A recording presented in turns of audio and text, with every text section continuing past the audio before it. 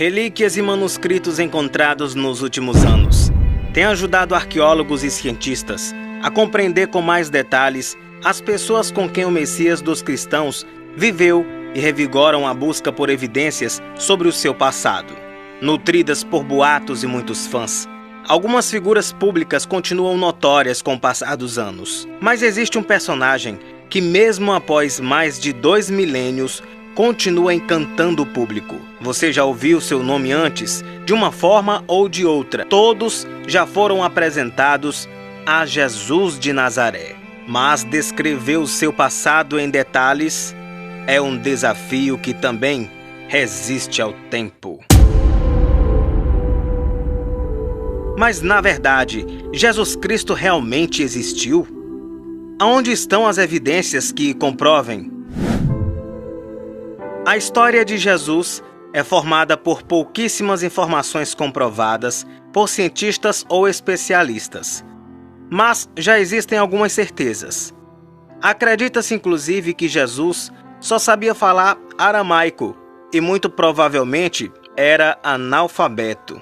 Ele viveu e morreu como um judeu de origem campesina. O cristianismo que conhecemos hoje é um movimento posterior àquela época. Através da reconstrução facial de crânios encontrados perto de Jerusalém, especialistas estabeleceram como seria a verdadeira aparência física de um morador típico daquela região. Diferentemente do homem branco, alto e de olhos azuis, idealizado pelos artistas, é mais provável que Jesus tenha sido moreno, de olhos castanhos, cabelo curto e estatura baixa. Um judeu comum, nascido no Oriente Médio. Sobre o seu local de nascimento, os teólogos insistem em Belém, terra natal de Davi, um dos antigos reis de Israel. Mas nada favorece essa versão, e do ponto de vista histórico, não há dúvidas. Jesus é nazareno. Enquanto o mundo se concentrava nos momentos finais da Segunda Guerra Mundial, lá em 1945, um camponês foi responsável pela descoberta de 13 manuscritos encontrados no Egito.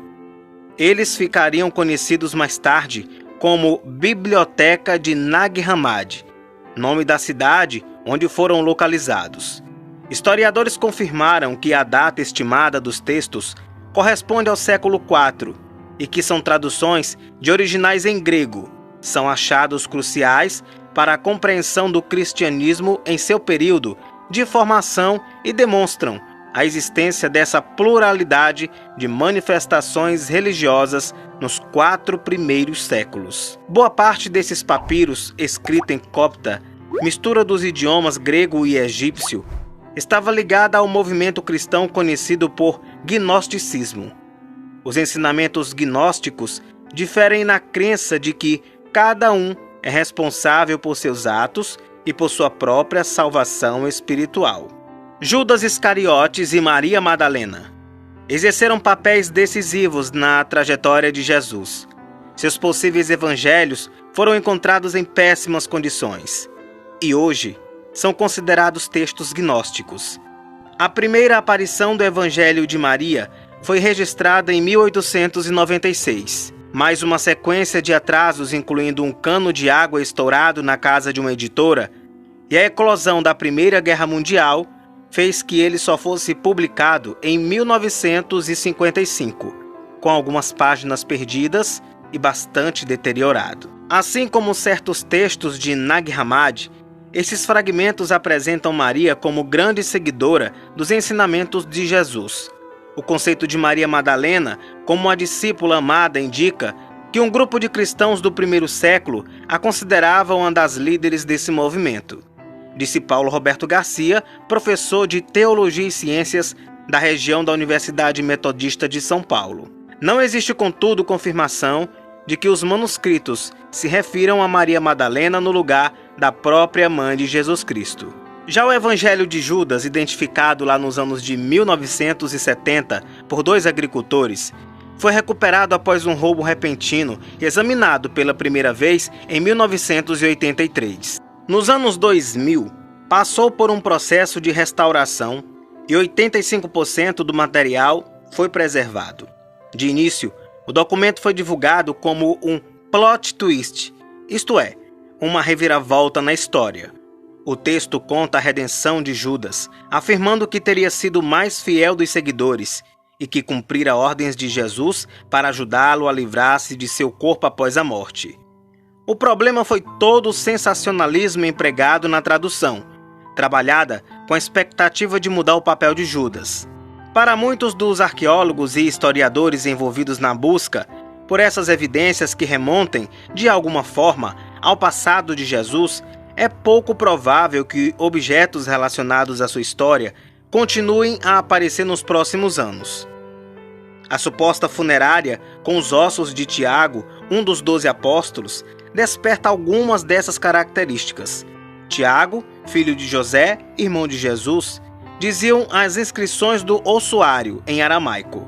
Oded Golan, colecionador de antiguidades pouco familiarizado com religião, afirma ter comprado o objeto em Israel no ano de 1970, no início, sem assimilar seu verdadeiro significado. Agora, uma análise de escrita feita em 2002 sugeriu que a segunda parte das inscrições teria sido gravadas pelas mãos de outro escriba. Supondo que Tiago tenha morrido na década de 40 do século I, Jesus já teria de ser uma figura reconhecida em todo o ambiente da Judéia para que seu nome fosse agregado como forma de distinção. Mas Jesus de Nazaré só se torna amplamente conhecido um século e meio depois. Objetos que um dia estiveram em contato com Jesus até hoje provocam fascinação. Nos tempos da Idade Média, eles movimentaram um comércio bem comum. Imitações de artefatos eram fabricadas com mais frequência do que os arqueólogos contemporâneos gostariam de admitir. Um deles é o sudário de Turim, o manto que teria envolvido o corpo de Jesus.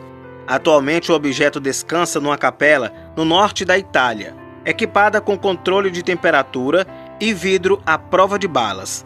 A peça de linho retangular exibe manchas de sangue e vincos equivalentes a um rosto. É o artefato mais bem documentado de todos, mencionado nos 4 evangelhos e nos livros apócrifos. A relíquia também repousa em milhões de celulares e tablets espalhados pelo planeta. Embora o Vaticano não tenha se posicionado enfaticamente sobre o assunto, várias análises do manto foram realizadas e comprovaram que o material realmente cobriu o corpo de um ser humano e que as manchas de sangue eram de fato compostas por hemoglobina. Um estudo publicado em 2014 na revista científica Injury também aponta que os ferimentos sofridos por esse indivíduo correspondem aos de uma crucificação. Apesar dos resultados, a data do manto, muito distante dos anos vividos por Jesus Cristo, ainda é um contra-argumento forte. O maior desafio agora é conseguir permissão para novos testes. A aparição desses objetos relacionados a períodos tão distantes simboliza a caçada interminável a possíveis referências de Jesus como figura histórica. Talvez o discernimento científico explique a desconfiança inicial de Karen King, professora da Universidade de Harvard, quando um colecionador anônimo resolveu entrar em contato, convencido de que havia encontrado o papiro do Evangelho da esposa de Jesus, como seria chamada mais tarde. Apesar do nome chamativo, o achado, um pequeno fragmento bastante deteriorado, não tem qualquer relação com o Evangelho de Maria. Texto gnóstico, encontrado décadas antes e tão pouco reforça a hipótese de que Jesus tivesse se casado. Em 14 linhas, o manuscrito parece debater a real necessidade do celibato na religião cristã, reflexão inédita nos demais evangelhos canônicos.